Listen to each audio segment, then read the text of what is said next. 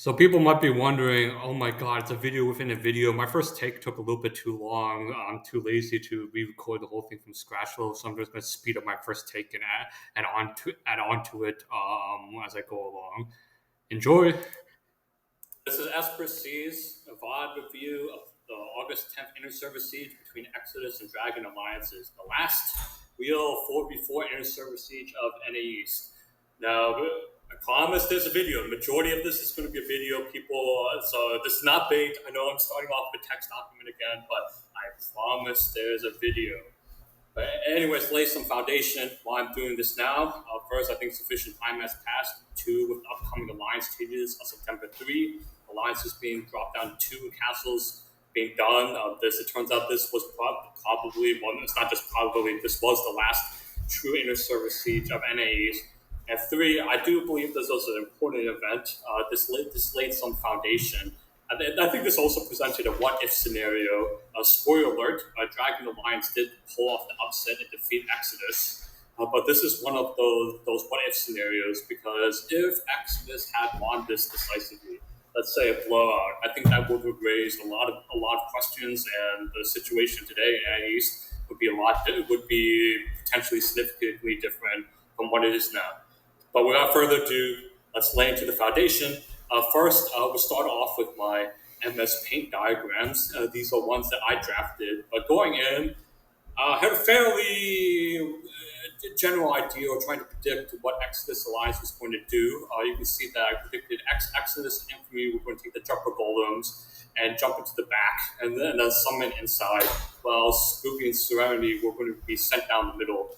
I should take a step back, and the matchup for this was Ivory, Exodus, Spooky, Infamy, and Serenity versus Adrenaline, Dragon, Gravity, Jailed, and AURORIS.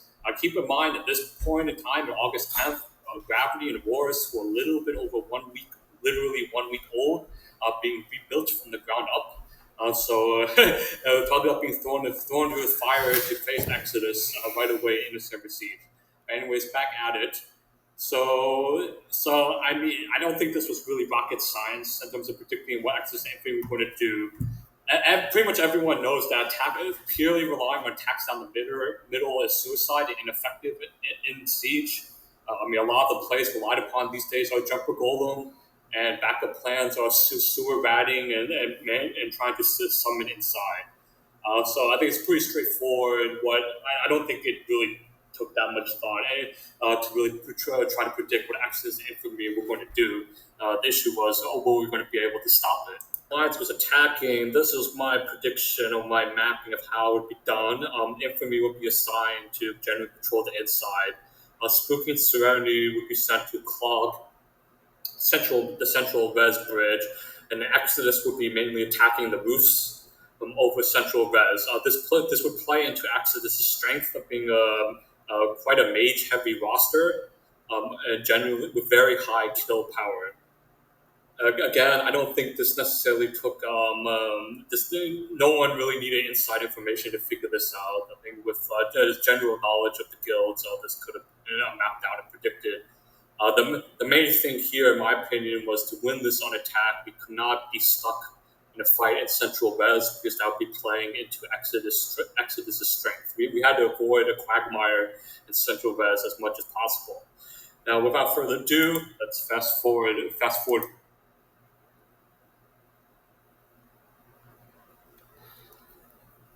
for a bit. Let's just set up their mages. Okay, now this is a key moment. So when Exodus pushed out a bit, Dragon actually got inside. This is very important here, because this sets up what happens next.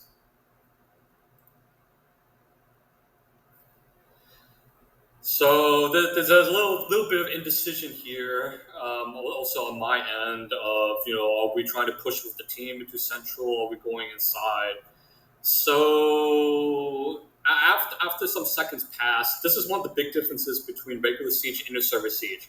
And in regular siege, you want some sustainability. For example, you may want to have, concerted push, maintain position on central res, and make sure you use slow and steady. In inter-server siege, one cap wins it on attack.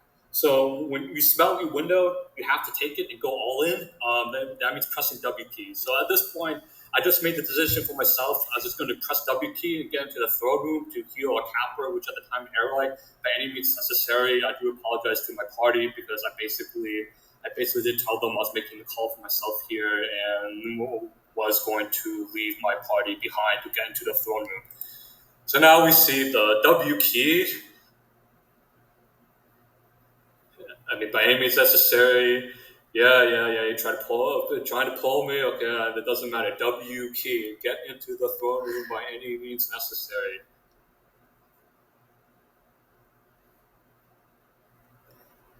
It's also good job of capping dungeon res.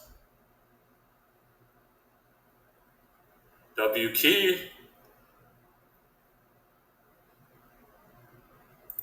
Okay.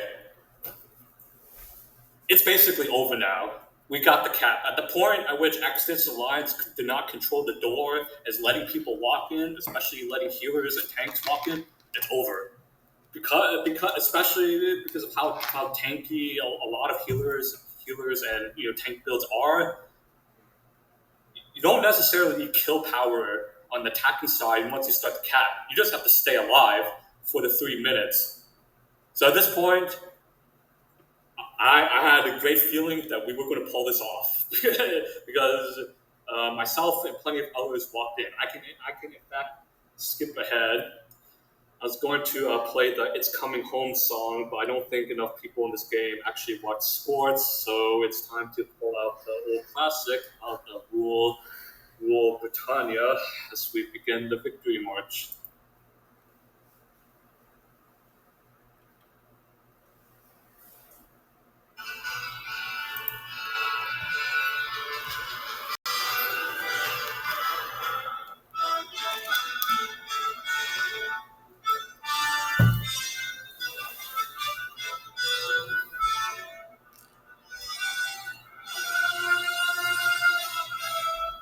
Honestly, this is okay. Yeah, so I forgot that I had AOE barrier off, so I turned it to be able to put that on a single target barrier on attack. Parked in there, don't have to move, fully established. It's over. We won. Park the bus. Jose Mourinho is my favorite soccer manager. But anyways, this is the ideal position on the attacking side. It is in there, parked in there. It's over. Done. Man. Honestly, at this point, when you do a plan of attack, they're going to be relying on jumper golems, special changes along with the lines being put down to 2. Step back a little bit. Okay, as a scary moments, we got someone inside was trying to cap inner.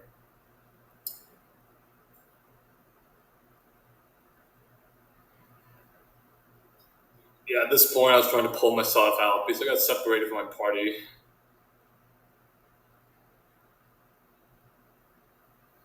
Tick tick tick. Okay, so okay. Let's take a step back here. This is actually maybe one of the few instances where intelligence and scouting report did matter.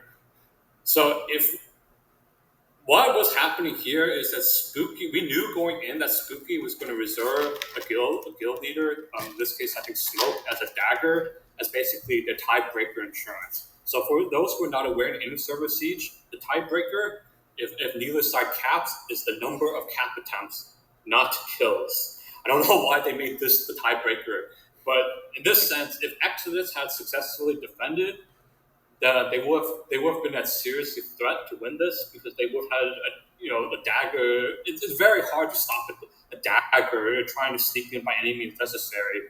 And at this point, we knew that Smoke was going in with daggers. He was going to find some way to warm into the throne room and just spam cap attempts.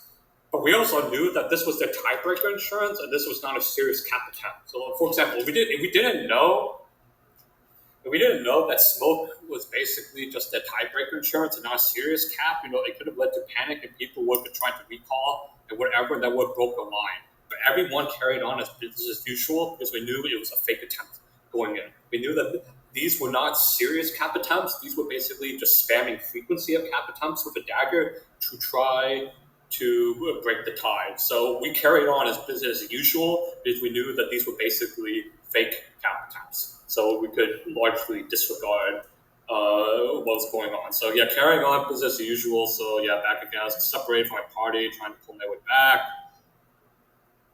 The fake dagger cap attempt is killed. Still business as usual. Remember what I said about Exodus mages on the roof? It's a freaking kill box. I managed to get myself out of there, but yeah, do not being stuck against Exodus where they have the roof.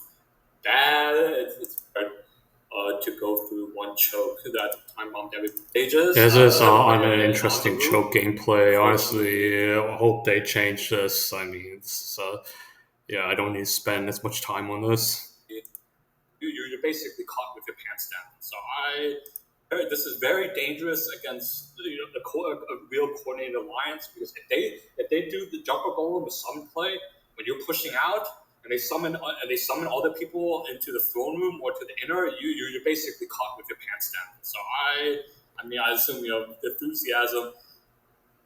People want to push out, but I was worried at this moment that Exodus and Infamy were going to pull something off and basically summon inside, and then we'd be scrambling to turn around and try to get back everyone inside. This was not a major. This and Infamy. Okay, this is so Exodus and Infamy got inside this time. Now notice this is Infamy's guilty capping. So I was actually wrong. It turns out I think it was only Infamy that got inside. This was one of the turning points. If Exodus had a summon gate at the same time as Infamy, I think we would have been in serious trouble, because we had people pushed out where we weren't necessarily prepared. But it turns out I think it was just Infamy, so we got away with one here. But this was one of those turning point moments. This is actually the serious cap attempt. This is not one of the Yeah, I see by the numbers, 14. I think it was just Infamy.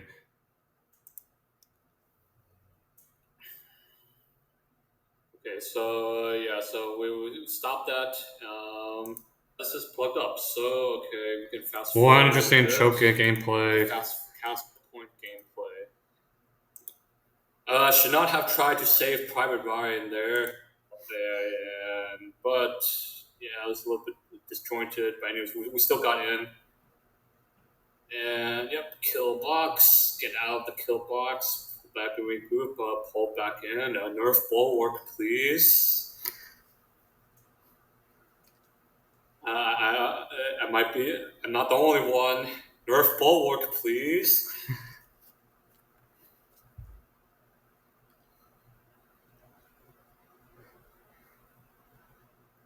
I could do the Chris Berman drone Bettis bus sound. But it's just pushing through. He's shot at from everywhere. But we won at the 11-minute mark. I don't know if we basically won by default at this point, because more than 11 minutes passed, Exodus hadn't capped. If someone actually knows where one side is capped, if the other side has to cap at a faster period of time, or else they lose. I kind of wanted. I'm not sure. Well, since Interserver Siege is being overhauled, maybe it doesn't matter if someone knows or not. At this point, I was wondering if we were going to get hit by some kind of summon or jumper golem, because we were pushing out really far here.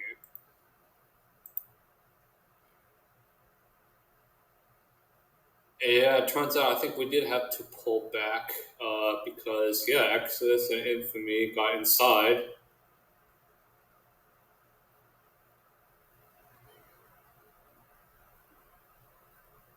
Yeah, so they got inside, and at this point, this time, we actually, I think, lost control of the inner dungeon res. But this is by 16 minutes in, so we did a good job of holding out until then. But yeah, at this point, we were basically totally in the throne room, I think, for the rest of the match.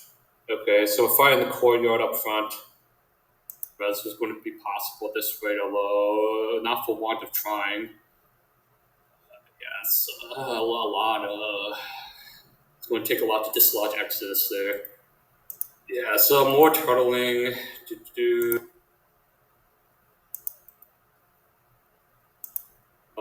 It's pretty clear that we cannot take back the dungeon res, so yeah, we can keep turtling. an Exodus Alliance summon play happening on the left side. If that wasn't attempted, that's definitely, from Exodus' point of view, even though you have dungeon res, it's still because of how difficult it is to push through one choke. Exodus Alliance, in my opinion, should have been pushing to try to pull off a summon play at the elbow, which is the left side, where pillage point would be to have two lines of attack and to pressure the throne room from two sides. It's kind of like, and there's also just a general lesson that even if you have dungeon res, it can still be very difficult to push through if you're solely relying on dungeon res. You need to try to create at least two angles of attack. You can't fall into the trap of, okay, I have dungeon res, so I'm going to just keep respawning inside.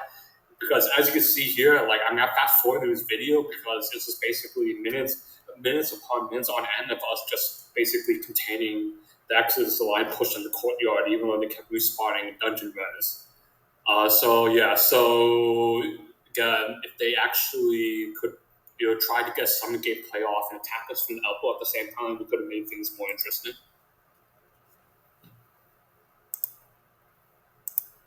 Okay.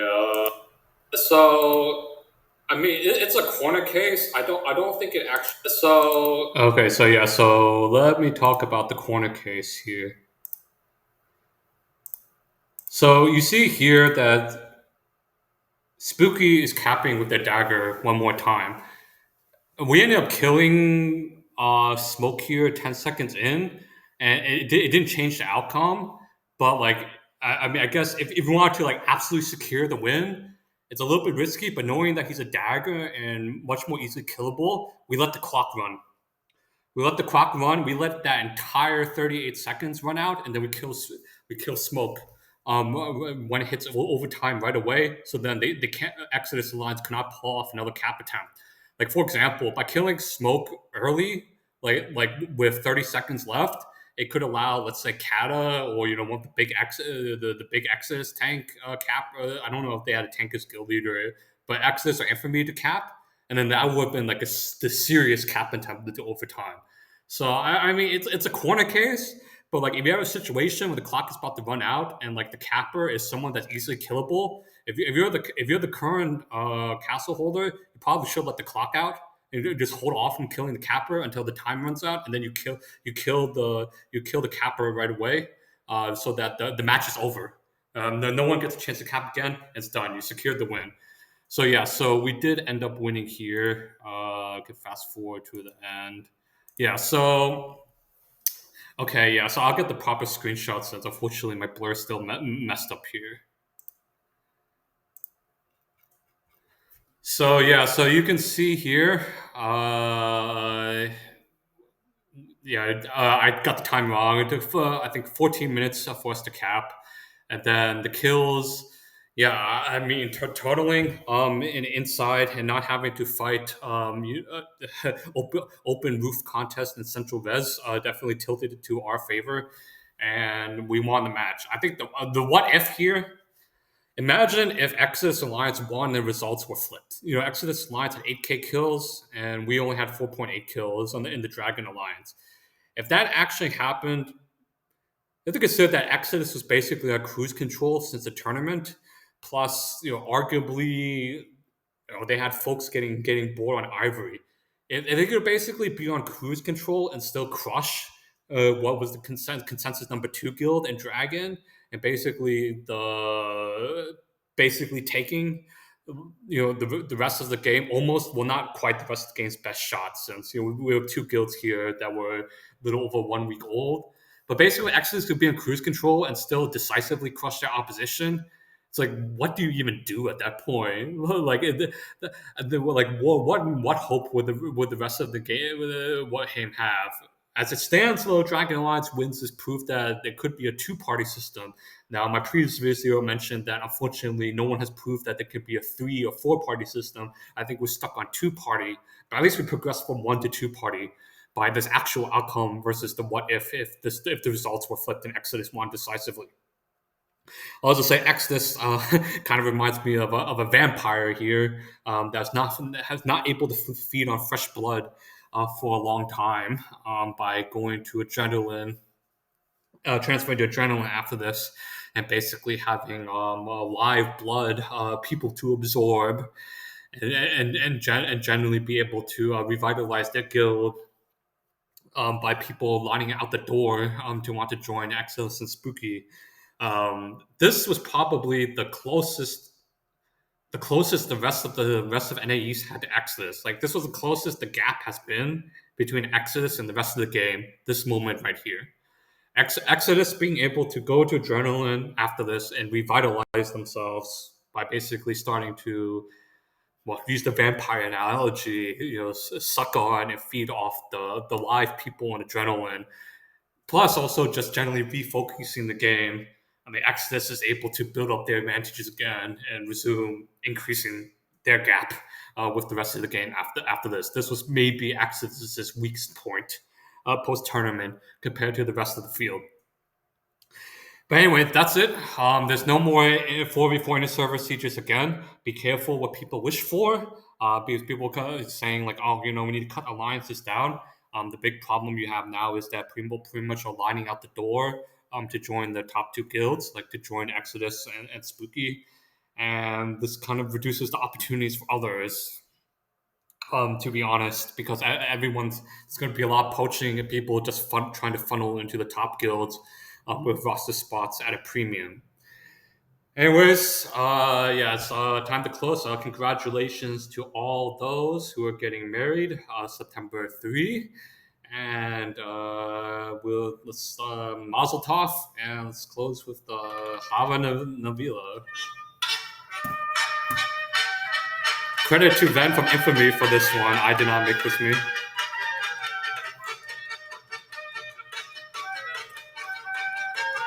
The vampire analogy, Twilight, Exodus, and Spooky.